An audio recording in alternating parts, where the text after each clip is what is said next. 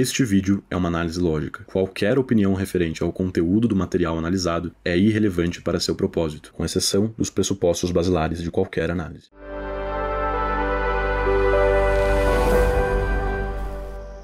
Esse vídeo aqui é um corte do podcast Ciência Sem Fim, mas o podcast do Sérgio Sacani, né, que participou aqui o Guilherme Freire, eles vão conversar agora um pouco sobre Deus. E nesse vídeo aqui, supostamente, o Guilherme Freire vai apresentar uma prova irrefutável de que Deus existe. Então, vamos fazer uma análise aqui desse corte. Mas eu não acredito em Deus, mas até aí também.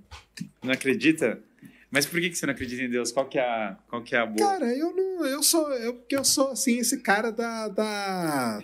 Tem que ter uma explicação, entendeu, cara? Se eu não envolver aqui, se eu não aparecer, é igual extraterrestre, entendeu? Eu não acredito também, que o pessoal até zoou comigo. Não acredito, cara, enquanto ele não aparece, igual dizia o Jô Soares. Isso aqui, geralmente, eles chamam de agnosticismo empírico, né? Então, é o agnóstico que põe como critério, como condição para que ele creia em Deus, a evidência sensível, né? A evidência empírica de Deus. Ver Deus com os olhos é a condição dele. O que é uma condição um pouco complicada, e a gente vai explicar mais à frente o porquê. Enquanto ele não aparecer na Praça da Sé, cara, eu não vou acreditar. Mas eu não... De novo, o pessoal sabe, aqui eu já trouxe o Rodrigo Silva aqui, tudo. Eu não tenho problema nenhum, cara. O cara pode... Minha mãe é espírita, entendeu? Sim. E, então, meu orientador, cara, de mestrado e doutorado, monge budista. Sim. Monge budista. Sim. Então, assim... Mas aí é uma coisa minha, né? Eu sou... Não, se você quiser, eu explico por que eu concluí. Porque quando eu comecei a estudar esse assunto, né? Eu tinha absoluta certeza de duas coisas. Falei, cara, se Deus existe não dá pra saber nada, e francamente vou viver minha vida como se não, porque não tem nada a ver com nada. E a igreja era uma instituição manipuladora que controlou a história da humanidade e que era uma instituição pro mal. Esse é meu ponto de partida nessa discussão. E então eu entendo muito bem a perspectiva. Essa é mais ou menos a perspectiva também da qual eu parti quando eu era adolescente. Perspectiva que parte do ateísmo, né? Porque era minha, entendeu? Então eu parti desse ponto. Entendi. E aí eu vou te falar um pouco a linha argumentativa que me fez concluir que Deus existe, que é uma via metafísica, né? Por quê? Eu diria que a discussão da ciência provar Deus, ela não tem nada a ver, porque o método científico não tem nada a ver com a discussão se Deus existe. Então eu diria que simplesmente não eu diria que é um objeto impróprio. Você está usando uma ferramenta de análise imprópria. Assim como a discussão científica, o método científico não serve para discutir verdades de cunho moral, que é impróprio, e eu falo isso em defesa do método científico, não contra o método científico. Falar, cara, que é ridículo falar assim, vou fazer um experimento da moral. Falar, cara, não é assim que funciona, verdades de cunho moral são de outra natureza. Então tem uma série de coisas que isso aqui a gente já falou bastante no canal, nem vou entrar muito nesse ponto. Tá? A ideia de que o método científico serve para uma coisa específica, tem as suas limitações, tem o seu escopo, e se você tentar usar esse método para investigar outras coisas que transcendem as possibilidades desse método, você está usando o instrumento errado para a coisa errada, certo? Então você nunca vai conseguir chegar numa resposta segura dessa maneira. Tá? Isso é um erro comum que todo mundo comete, mas enfim, não vou me aprofundar nisso porque eu já falei muito sobre isso aqui no canal. Verdades de cunho lógico são de outra natureza, você não usa ciência para provar verdades de cunho lógico. Verdades de cunho lógico, verdades matemáticas, numa certa acepção de ciência, de fato, não são coisas científicas. Então eu diria, em primeiro lugar, que usar a ciência para provar ou desprovar Deus é um erro de objeto, simplesmente o objeto não se aplica, até porque usualmente está usando ferramentas de análise material para falar literalmente de um objeto de análise material. Portanto, você não vai conseguir usar a ciência para provar. É aquela ideia de que, por definição, né, pelo que nós entendemos do que seria Deus, Deus seria, geralmente, em todas as culturas, aquele que criou esse universo material. Então, se ele criou o universo material, ele é anterior ao universo material, necessariamente ele é algo imaterial. Ele é algo que não é material. Então, isso parece fazer parte da própria noção que a gente tem do que seria Deus, mesmo que você ache que ele não exista. Que A igual a A, que dirá porque seria argumentar em círculo, que dirá provar que Deus existe. Então esse seria o primeiro ponto, que não é por aí. Daí, por isso que eu sempre acho um pouco louco. A perspectiva é mais comum, não estou falando isso para começar a polêmica religiosa, mas eu vejo que a linha argumentativa mais protestante, ela é um pouco exótica para mim. Talvez da minha perspectiva mais católica, tomista, ela é meio exótica, porque ela, ao invés de ir para metafísica, ela tenta entrar numa discussão científica que eu, francamente, não acho que vai chegar na conclusão que Deus existe, entendeu? Eu não sei se isso é correto ser atribuído aos protestantes de forma geral. Não sei se é uma coisa que acontece mais no Brasil especificamente. Ou se acontece mesmo na maioria do mundo e tem suas exceções. Mas você tem ótimos argumentadores protestantes, por exemplo, que tentam partir por vias metafísicas mesmo, como é o caso do William Lane Craig, certo? Que inclusive é muito bem versado em lógica, pelo que parece, e entende muito de lógica e por isso consegue argumentar tão bem, certo? Porque ele conhece um instrumento apropriado para fazer isso. Pela ferramenta que a galera está debatendo. Eu acho que simplesmente não é por aí que esse tipo de argumento não me convenceria olhando por aí. Isso eu acho que é meio... Inclusive, aproveitando, fazer um merchanzinho rapidinho. Aqui na descrição está o link do nosso curso Arte da Argumentação, caso você queira aprender a argumentar melhor, de forma excelente, e entender e analisar argumentos de forma excelente por meio da lógica pragmática. Lógica pragmática é uma área da lógica que tenta aplicar os conhecimentos lógicos precisamente, né, em fatos lógicos, como é o caso da argumentação. Então, caso você queira argumentar e analisar argumentos com mais rigor, conheça o nosso curso Arte da Argumentação. Todas as informações estão no link aqui na descrição. Tem coisa de protestante, mas não estou falando como pejorativo em relação aos protestantes, eu estou falando que não é incomum. E um dos motivos do porquê eu acho que acontece isso é porque na tradição católica tem uma discussão muito grande sobre metafísica. E a metafísica foi muito perdida como ferramenta de análise. E eu diria que o argumento fundamental para a existência de Deus, ou todos os argumentos bons, são metafísicos. Eles não são argumentos científicos, eles não são argumentos de cunho experimental, porque não faz o menor sentido, e eles são argumentos fundamentalmente de cunho metafísico. Bom, sei lá, desde Hume, de fato, qualquer espécie de argumento metafísico é descredibilizado na sua raiz, na sua origem. E depois com Kant isso só piora e assim por diante. Mas, de fato, os argumentos metafísicos eles têm certas qualidades que são interessantes, como o fato de serem argumentos dedutivos, né? Ao contrário da maioria dos argumentos científicos que são indutivos. Argumentos dedutivos, explicando aqui, esclarecendo, são argumentos que fazem um movimento de inferência que vai de cima para baixo. Como assim?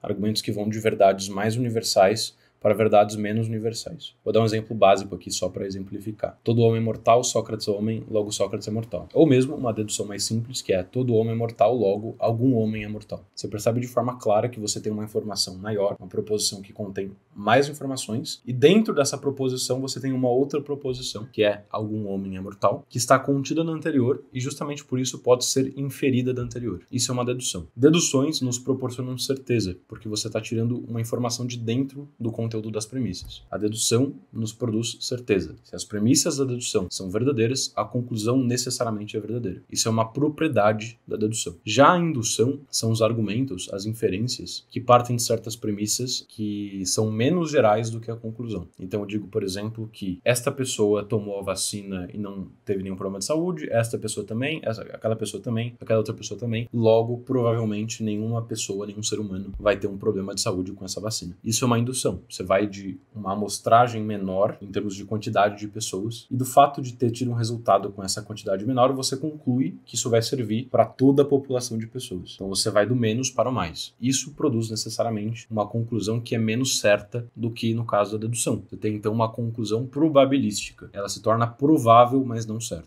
Pois bem, na metafísica se usa, em sua maioria, deduções, argumentos necessários, enquanto que na ciência, em sua maioria, se utiliza argumentos indutivos. Então, a tese de que argumentos metafísicos são simplesmente falsos, simplesmente não têm credibilidade lógica ou epistêmica, ou o que for, é uma afirmação completamente arbitrária e sem pé nem cabeça. Geralmente por preconceitos inconscientes, infundados, que vêm de correntes ideológicas que o indivíduo nem mesmo conhece. Principalmente se tratando hoje do século XXI. A metafísica pode sim produzir conclusões seguras. Sim, metafísico para a ciência de Deus que eu acho fascinante. Então, primeira coisa, Aristóteles, quando ele vai discutir na metafísica, uma das grandes bases da metafísica é a discussão sobre atualidade e potencialidade. Então, atualidade nada mais é do que uma coisa que é efetivamente, e potencialidade é uma possibilidade. Então, essa garrafa pode cair, ela tem a possibilidade de cair, e ela está do jeito como ela está. Se ela cair de fato, a atualização dessa potencialidade, que é o que Aristóteles chama de movimento. Movimento para Aristóteles não é um movimento mecânico, né, que a gente está acostumado dos Newton e outros. O que ele quer dizer por movimento, na verdade, o termo... Essa mudança aí, né? Não é o deslocamento necessariamente, né? O movimento. O movimento tópico, certo? Que é a passagem da potência ao ato. Então, essa garrafa, se ela não tivesse potencialidade de cair, simplesmente não se aplicaria a queda dela, portanto, potencialidade não é total. No entanto, Aristóteles vai falar, tudo que nós percebemos no mundo está em movimento. Porque tudo que nós percebemos está passando da potência ao ato o tempo todo. Todas as coisas sempre têm algo que era potencial que está se atualizando. E essa é meio que a estrutura metafísica básica. Bom, e essa concepção de movimento de Aristóteles abrange, né, desde o movimento local até a geração e a corrupção, então a coisa surgir ou a coisa ser destruída, certo? A alteração, então, ou seja, uma coisa, por exemplo, mudar de cor, trata-se de uma espécie de movimento nessa concepção, então é uma noção mais abrangente do que seria movimento, né? Já para afastar objeções mais óbvias que possam ser levantadas a esse primeiro passo do argumento do Freire. Só que aí nós vamos perceber um problema nessa cadeia. Por quê? Sempre que nós passamos da potência ao ato, nós precisamos de algo em ato anterior à potência. Então a sequência PA não pode existir. Por que não pode existir? Porque, do contrário, teria que admitir a geração espontânea que acontece. Ou seja, para existir a possibilidade de algo passar da potência ao ato, antes deve existir algo que tem isso já em ato. E agora está justificando o porquê dessa afirmação. Por que não pode existir? Porque, do contrário, teria que admitir a geração espontânea, que acontece por nenhuma causa. Por que cai essa água? Por nada. Ela cai porque ela cai. Porque, simplesmente, potências podem se atualizar do nada. Do nada, uma coisa pode acontecer sem um motivo. Não, Aristóteles fala... Justamente porque nada... Eu acho que nessa explicação dele aqui tem algumas informações implícitas que são importantes, né? Porque ele está dizendo basicamente que essa coisa em ato seria a coisa responsável por atualizar a potência dessa coisa que está em potência no presente instante. Então ele está já assumindo um papel de causalidade por parte dessa coisa em ato. E também talvez falte explicar melhor o porquê dessa coisa anterior, que causa a posterior, estar necessariamente em ato. Por que ela não poderia atualizar uma potência que ela mesma não tem? E aqui eu já vejo objeções óbvias que ateus vão levantar. Não estou levantando essas objeções, mas estou dizendo que essas objeções poderão ser levantadas por conta de talvez uma explicação imperfeita do Guilherme Freire, o que é perfeitamente normal, ele está ao vivo e assim por diante. Mas, por exemplo, sei lá, por que o homem consegue criar uma cadeira que serve para sentar, sendo que ele mesmo não tem a potência de servir de assento para outras pessoas? Então, como ele consegue atualizar a potência para um objeto se ele mesmo não tem essa potência? Então, a falta de uma explicação mais completa desse ponto levanta a possibilidade de objeções como essa, que acredito seriam facilmente afastadas se a explicação fosse melhor. Pode ser totalmente arbitrário, arbitrário que eu quero dizer, sem uma causa. É necessário algo em ato anterior para que a potencialidade se atualize. Então, tem um outro ato externo ou interno, ou seja... vinculada para alguma coisa que faz cair. Algo real é necessário para que a água caia. Se algo fosse só potência, não atualizaria. Então a sequência natural não é PA, ela é APA. Ou seja, um ato move algo da potencialidade para a atualização dessa potência. Que é força igual a massa vezes aceleração. Pois é, uma série de coisas, Aristóteles argumentaria que 1000 coisas que você vai ver na realidade, que você pode discutir de vários itens, vão se encaixar nessa estrutura metafísica. Que a estrutura metafísica é meio até o próprio trabalho da inteligência. Bom, só que tem um detalhe. Isso é interessante, né? Porque quando a gente fala de leis, de padrões metafísicos, o que é a metafísica, né? É a ciência que estuda o ser enquanto ser, o ente enquanto ente. Então, quando a gente estuda física, por exemplo, a gente está estudando, numa acepção bem moderna, as propriedades, por assim dizer, desse universo material contingente que a gente vive. Então, por exemplo, nesse universo existe a lei da gravidade, que faz as coisas atenderem para baixo. Nesse universo a grama é verde. Nesse universo existe, sei lá, a lei da inércia e por aí vai. Essas são as leis físicas que são perfeitamente contingentes. Mas as leis metafísicas, elas têm uma característica que é que elas não são contingentes, elas são necessárias. O que isso significa? Significa que em qualquer universo concebível que a gente possa imaginar, necessariamente esse padrão metafísico precisaria se repetir. Por isso que, isso explica o porquê disso que ele está falando. Ou seja, por que esse padrão APA que ele mencionou parece se manifestar em diversos outros padrões físicos e naturais que a gente vê por aí. Então, quando a gente olha o universo, toda a sequência causal imediata do universo precisa ter uma sequência causal. Uma coisa gera outra, uma coisa gera outra. O universo, como um todo, ele tem uma série de leis e processos e outras coisas que estão efetivamente em curso. Eles não são potência, eles são reais, eles estão em ato. O universo existe. Esse é uma das premissas do argumento. Dado que o universo existe, e dado que a sequência está em curso, ela obrigatoriamente tem uma origem. Por que ela obrigatoriamente tem uma origem? Porque se eu falar que ela não tem uma origem, ela não tem uma causa. E se ela não tem uma causa, ela não existiria. Então, perfeito. A ideia aqui é que existem coisas em ato hoje. E se você for regredir, se tem algo em ato hoje, antes tinha algo que já estava em ato anteriormente a essa coisa que está em ato hoje. Então, numa espécie de argumentação, né, pelos efeitos, você chega necessariamente a uma origem de todas essas coisas posteriores que estão em ato, que ele vai completar o raciocínio agora. Acabei de falar que para ter P e A, para atualizar a potência, precisa ter um ato anterior. Ora, o que é um ato anterior a toda a sequência de movimentos do próprio universo?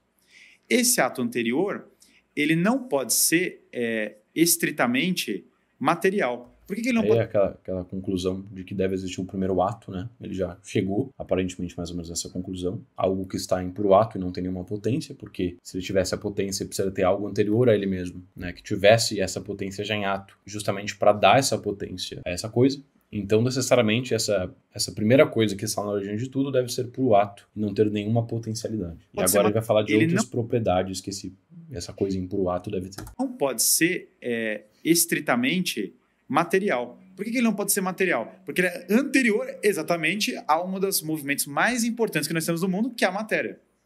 Por definição, se a matéria tem uma causa, a causa da matéria tem que ser anterior à matéria. Tem que ser não material, né? A coisa que criou a matéria, não tem como ela ter criado algo de que ele mesmo é feito, porque você teria a tal da causa sui, né? Então, a coisa causar a si própria, né? Então, se o sujeito que criou a matéria, ele mesmo era de matéria, ele, em parte, criou a si próprio. Mas isso é absurdo, porque não tem como o efeito coincidir com a causa. A causa, necessariamente, é anterior ontologicamente aos efeitos. Não tem como eles serem simultâneos. Então, ele deve ser necessariamente material. Isso é um dos atributos que ele alcança aí. Ele não pode ser espacial na maneira como nós imaginamos, ou temporal da maneira como nós imaginamos. Por quê? Por definição, ele está causando, ele é anterior na tabela àquilo que é espacial e àquilo que é temporal. Portanto, como ele é anterior na cadeia, ele não é nem espacial nem temporal. Mesma linha de raciocínio. Mas aí é a quântica, né?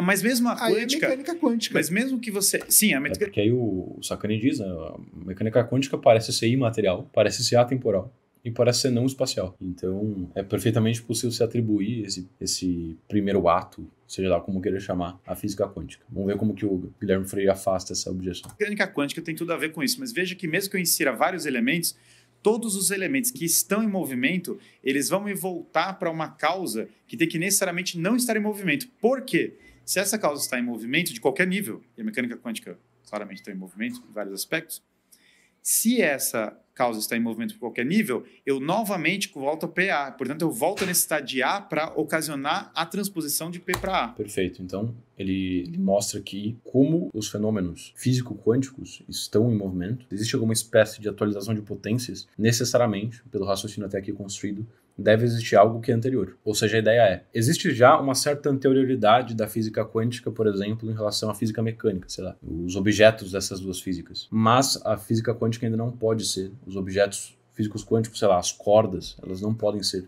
Os quântons, que seja, não podem ser o início de tudo porque eles ainda têm potencialidades, sendo constantemente atualizadas. Então, necessariamente, existe algo que é anterior à física quântica. Assim como, por exemplo, nós cristãos, né, eu sou cristão, acreditamos em anjos. Anjos são coisas não espaciais, pelo próprio entendimento que se tem do que é um anjo. Isso significa que o anjo criou tudo? Não. Não é porque ele é não espacial que ele criou o que é espaço. Deus criou coisas não espaciais, antes de criar as coisas propriamente espaciais. Enfim, existe uma anterioridade dos anjos com relação às coisas espaciais, mas eles ainda não são a primeira coisa em ato, porque eles ainda têm potências. Como eu necessariamente preciso de A anterior para a transposição de P para A, em outras palavras, eu preciso da atualização dos movimentos, o ato original, que é o primeiro, ele não pode, por definição, estar em movimento. Porque se ele estiver em movimento, ele quebra toda a sequência, porque ele demanda um ato anterior, então ele não é o primeiro. Então, se a partir do momento que eu introduzir qualquer... Mas tem esse primeiro? Essa que é a pergunta.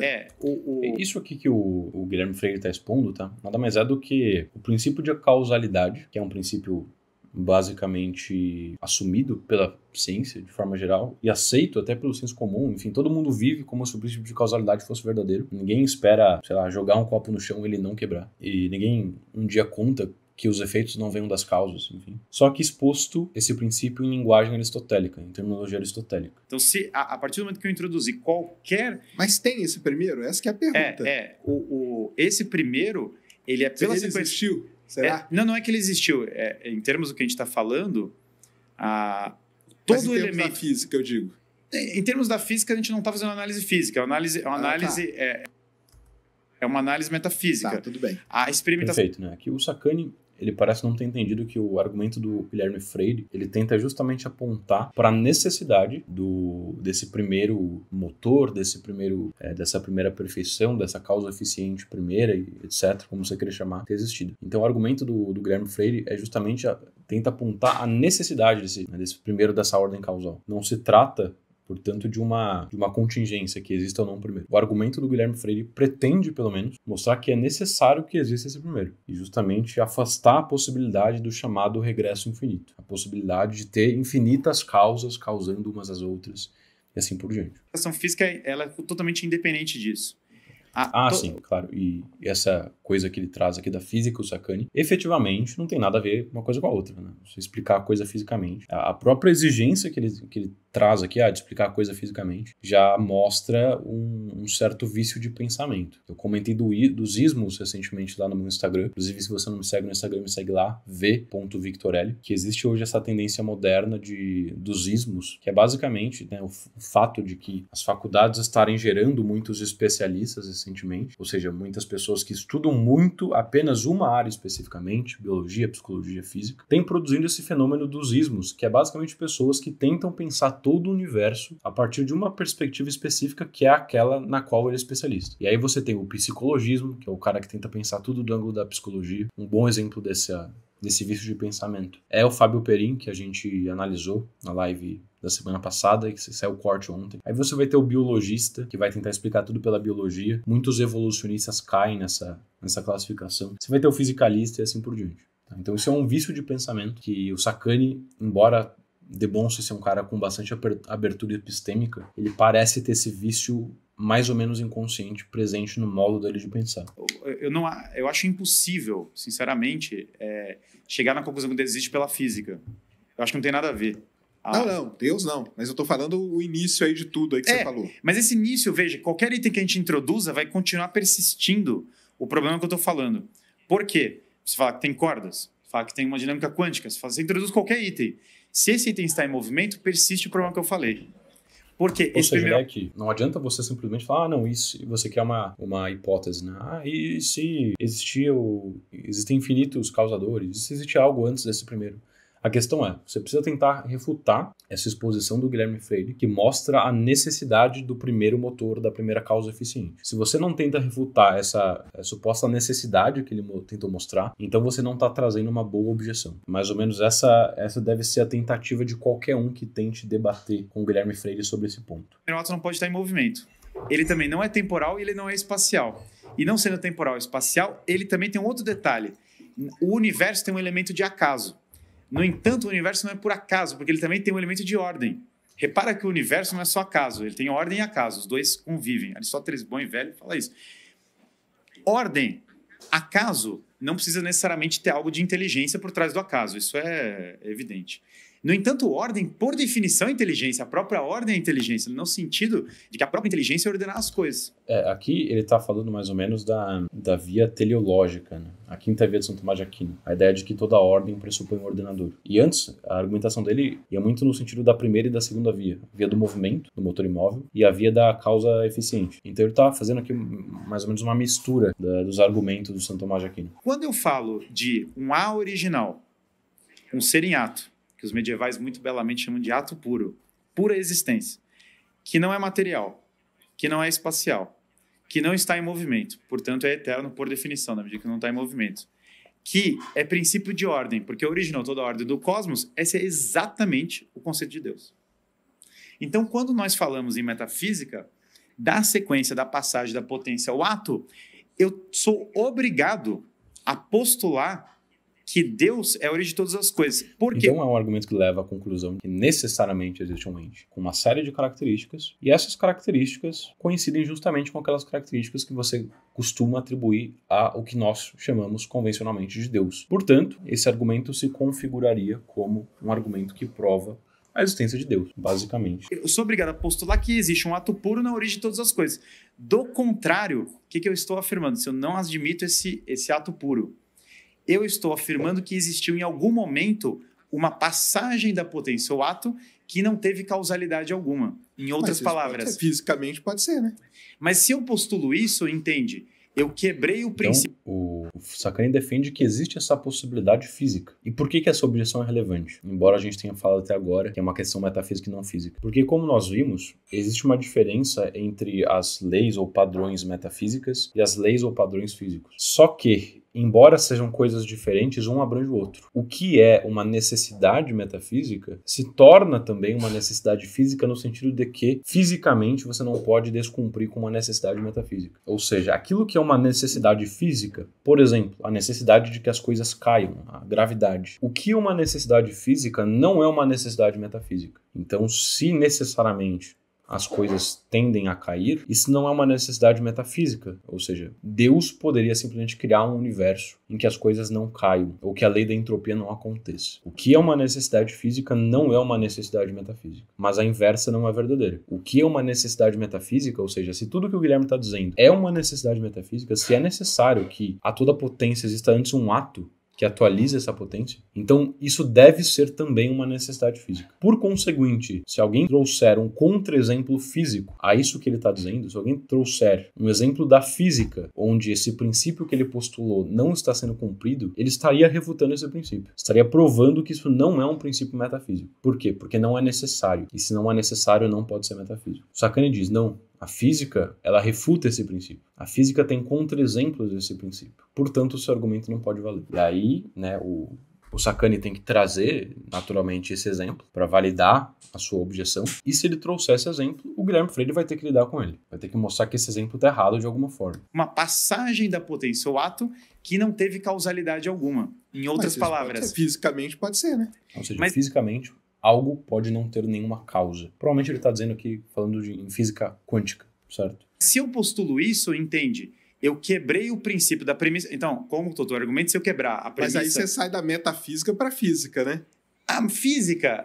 veja que a discussão aqui, quando a gente fala assim de geração do não tem nenhuma causa, a gente voltou para a premissa do argumento. A premissa do argumento é as coisas que acontecem têm uma causa. Ah, sim. Se eu afirmar dessa premissa, né?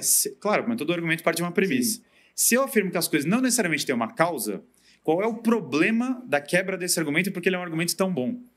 Eu coloco em xeque todo o conhecimento humano sobre tudo, mas não só todo o conhecimento humano sobre tudo, como a própria ciência.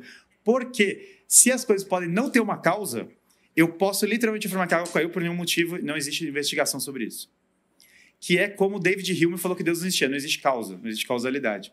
Bom, mas aí o problema dessa lei argumentativa bom, aqui algo precisa ser esclarecido. A afirmação de que o princípio de causalidade é falso é apenas a afirmação de que não necessariamente todas as coisas têm uma causa, certo? Negar o princípio de causalidade é dizer não necessariamente todas as coisas têm uma causa. Isso, por sua vez, não corresponde à afirmação de que nenhuma coisa tem causa. Então você dizer, como disse o Sacani, que nem todas as coisas têm causa, não é, como parece dizer aqui o Guilherme Freire, que nenhuma coisa tem causa. E, portanto, não é quebrar com toda a ciência, certo? Negar o princípio de causalidade não é quebrar com toda a ciência. É assumir a possibilidade, sempre presente, das coisas não ter causa, talvez. Mas não a necessidade de que todas as coisas não têm causa, ou seja, de que nenhuma coisa tem causa. Que eu estou agindo contra a razão humana porque eu estou falando o seguinte, nenhuma causa. O John Lennox, que é um matemático, uma vez falou uma coisa fascinante. Você está andando no... Bom, então essa resposta aqui do Freire já não nos serve. Na rua. Você acha uma esfera. A esfera é super ordenada, super complexa. E aí você fala, o que é isso? Isso não é nada. Isso não tem origem. Essa é a pergunta, essa é a afirmação mais anti-científica do mundo. Fala, cara, isso não é nada. Se você só falar que a esfera é o universo inteiro, não muda a pergunta, ela só continua maior. Isso parece ser, de fato, um espírito profundamente anticientífico. Né? Você observar o que foi a ciência desde o começo, que é a busca por explicações, a busca por causas. Então, postular diante de um fenômeno que ele simplesmente não teve nenhuma causa, parece uma postura realmente bastante anticientífica. Mas eu realmente gostaria de ouvir o exemplo que o Sacani vai trazer de algo que não tem causa. Eu acho que essa é uma discussão muito relevante. E muitas pessoas realmente usam esse argumento, né? Essa objeção de que não, na física quântica as coisas não têm causa necessariamente. Então seria interessante entrar nesse mérito aqui. Então o que eu diria? Que a prova... Tem um livro maravilhoso, recomendo fortissimamente para quem quiser se aprofundar nesse tema.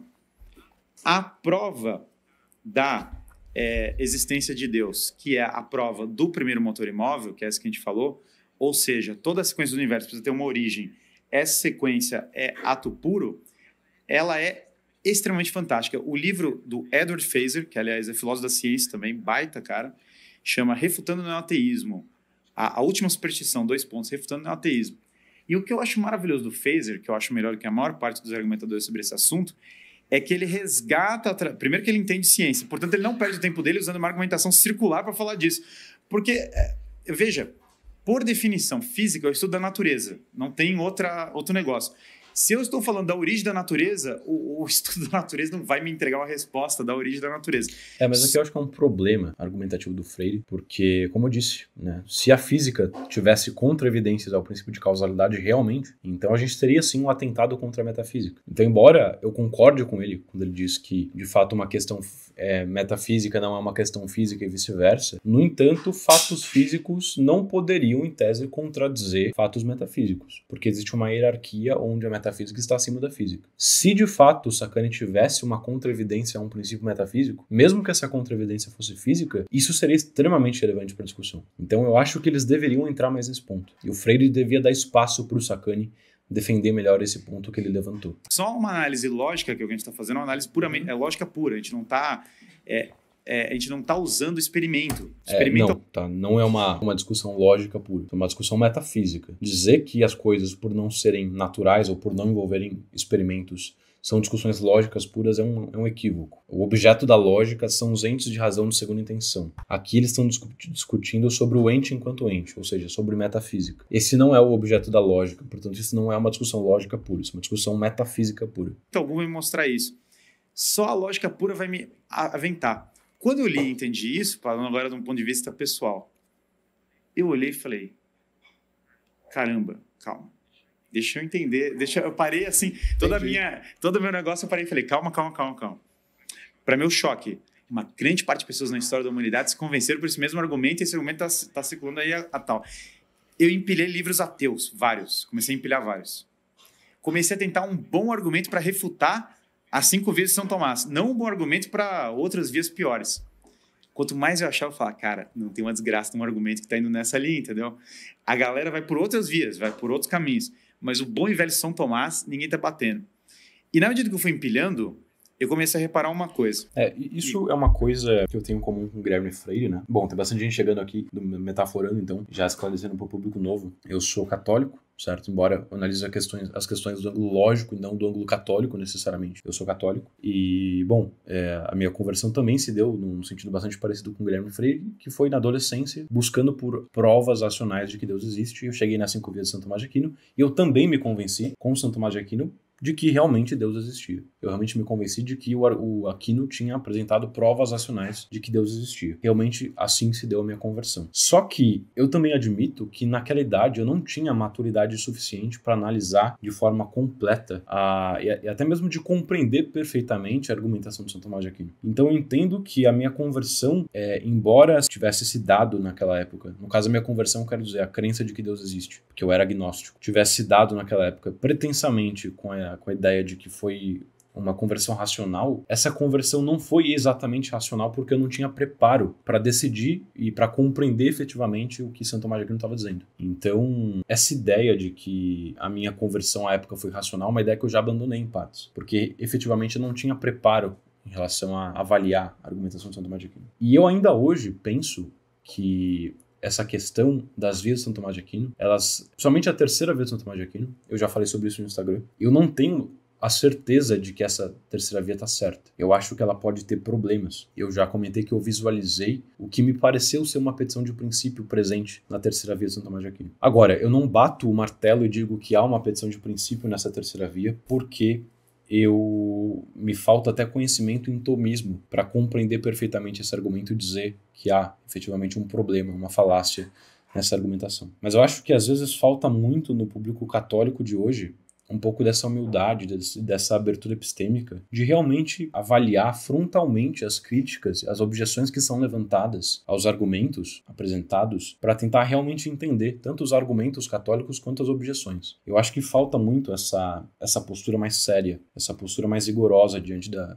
argumentação. E acho que a lógica é um excelente instrumento para fazer isso. E empilhei outros tantos argumentos, para quem riu da palavra prova, a prova em sentido metafísico é diferente de prova em sentido científico. A gente está usando outra terminologia. Tem que aqui que a gente está falando de metafísica. Cara. A gente não está falando de... Isso aqui não é ciência, que é metafísica. São coisas... São áreas do conhecimento separadas. Por isso que o que eu estou propondo aqui eu não estou propondo prova nenhuma para a existência de Deus científica. Estou até absolutamente cético da possibilidade de tal prova. Propondo uma prova metafísica, uma outra coisa. Aí eu empilhei os livros ateus, vários, Dawkins, a galera toda, comecei a ler. E eu empilhei outros livros cristãos, desses que eram de linha metafísica. Eu comecei a ler, eu falei, cara, tem um problema aqui para mim, né? Os livros ateus que eu estou lendo conhecem o argumento, e incito as pessoas a ler esse livro do Phaser, fortemente. Os livros ateus que eu estou lendo conhecem o argumento, não conhecem o argumento cristão, mas os livros cristãos conhecem o argumento ateu. Eu falei, pô, alguma coisa está errada nessa história, porque nunca no livro ateu eu estou vendo um argumento cristão bem colocado. O argumento cristão que eu falo, na verdade, é o argumento metafísico que vem de Aristóteles. Essa demonstração que a gente está falando está na metafísica de Aristóteles. Não foi criada por ninguém cristão, é anterior ao cristianismo. Lembrando que Sócrates, Platão e Aristóteles concluíram que existia um Deus único. Então, o que ele está dizendo aqui é que os livros neo-ateus com os quais ele se deparou para tentar refutar essas vias, tinha um grande erro que era de não conseguir compreender perfeitamente o que são os argumentos teístas. Enquanto que, por parte dos teístas, eles compreendiam os argumentos neo-ateus. Eu não sei exatamente qual bibliografia que o Guilherme Freire teve acesso, né? Eu realmente, esse assunto de apologética não é um assunto que me interessa tanto, mas para ser bem franco, eu vejo esse problema dos dois lados. Ele pode realmente estar certo, de repente, de que entre os neo-ateus exista mais distorção. Eu realmente acho que tá. Eu realmente acho que os neo-ateus, os cientificistas, de modo geral, realmente não compreendem a argumentação católica, somente mais tradicional, tomista e assim por diante. Só que eu também não nego que existe uma incompreensão do outro lado também, principalmente no público católico mais mainstream, do qual o Guilherme Freire faz parte, que é uma incompreensão também das objeções, né? Uma abertura epistêmica também em relação às objeções neoteístas. Eu realmente não vejo tanta abertura e tanto rigor por parte do público católico hoje em dia. Sem cristianismo, sem fé, sem nada, por meio da razão natural, falar, cara, a única possibilidade é que existe um Deus único. Então isso aqui é independente da fé da pessoa. Eu particularmente sou uma pessoa que tem fé, mas isso não prescinde da fé. Claro, de uma maneira muito notória, o padre Copleston, que escreveu a História da Filosofia, reiterou esse debate com Bertrand Russell, de uma maneira muito notória no começo do século XX. E aí eu fui assistir esse debate, e aí eu entrei numa coisa, Sérgio, porque é o seguinte, eu comecei a ler tudo para me provar errado. Porque eu falei, cara, entendi. Se alguém provar que esse argumento tão simples, que eu acabei de falar, mas ao mesmo tempo belo, porque a simplicidade também é beleza em termos científicos, que esse argumento está lá no Feito, está lá em São Tomás, que está literalmente na Suma Teológica, texto medieval, Idade das Trevas, está lá escrito, mas está na Metafísica de Aristóteles. Se alguém me provar esse argumento errado, beleza, eu não preciso acreditar. Aí você está tentando. Eu estou há 32 anos esperando alguém me provar esse argumento como errado. E nesse tempo, não só eu fui descobrindo... Esse é um ponto interessante também, né? Porque os católicos, eles não creem que se você refutar as provas, todas as provas racionais à existência de Deus, você precisa parar de acreditar em Deus. Porque o católico, ele tem a obrigação, dentro da doutrina católica, de crer em Deus por meio da fé. Então você não pode ter uma dependência com relação a argumentos racionais para crer em Deus, para crer na doutrina católica, por exemplo. Isso faz parte do que os católicos acreditam, tá? Eles acreditam que não pode existir essa dependência com relação a argumentos racionais. Isso, inclusive, é uma verdade lógica, porque se você provar que um argumento está errado, você não está provando que a sua conclusão é falsa. Então você provar, por exemplo, que o argumento do Guilherme Freire não serve para provar Deus, não é provar que Deus não existe. Não é provar que a conclusão dele é falsa. É só provar que o argumento dele é inválido ou que as premissas são falsas. Mas um argumento inválido de premissas falsas não tem necessariamente uma conclusão falsa. Essa é uma coisa que não se segue, é um erro comum sendo cometido nas discussões de qualquer assunto aí na internet. Que esse argumento não tem uma boa refutação, como na verdade uma moderna só fala assim, metafísica não existe, causalidade não existe. As respostas eram piores do que a encomenda, sabe, na minha leitura. Entendi.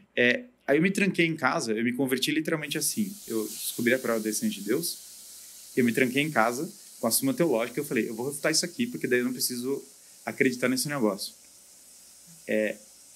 E debate interno sério, porque eu levo a sério isso. Inclusive, na internet as pessoas adoram polêmica sobre isso.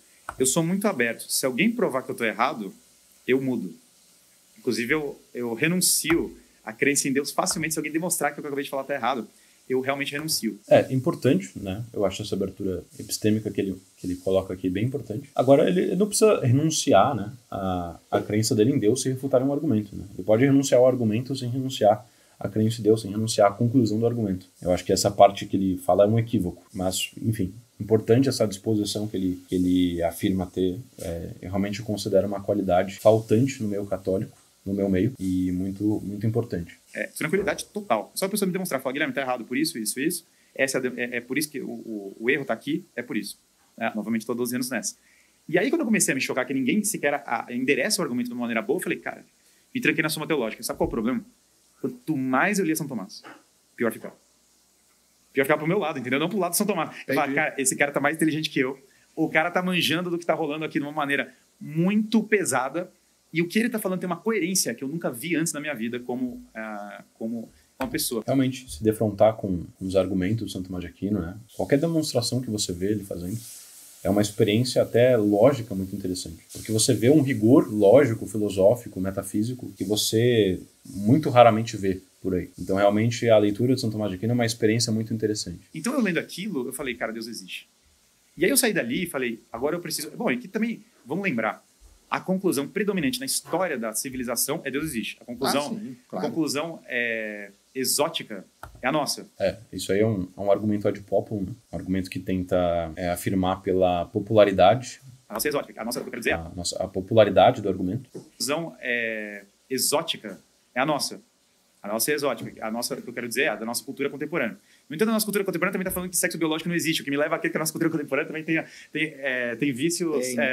Aqui é uma argumentação dele por critérios extrínsecos, né? Eu comentei um pouco os problemas disso na nossa análise de Duns Scott, do filme de Duns Scott. Então depois vocês deem uma olhada. Bom, é isso. O que vocês acharam desse vídeo? Para os ateus que estão presentes aqui, vocês acharam que o Guilherme Freire argumentou bem? E os cristãos também, as pessoas que creem em Deus, vocês acharam que ele argumentou bem? O que vocês pensaram sobre isso? Bom, é isso, pessoal. Deixem as perguntas de vocês lá no Instagram, que eu vou buscar responder. E por hoje eu vou encerrando. Valeu, obrigado a todos que assistiram. Sejam todos bem-vindos ao canal, quem chegou agora. E é isso. Um abraço. Fiquem com Deus.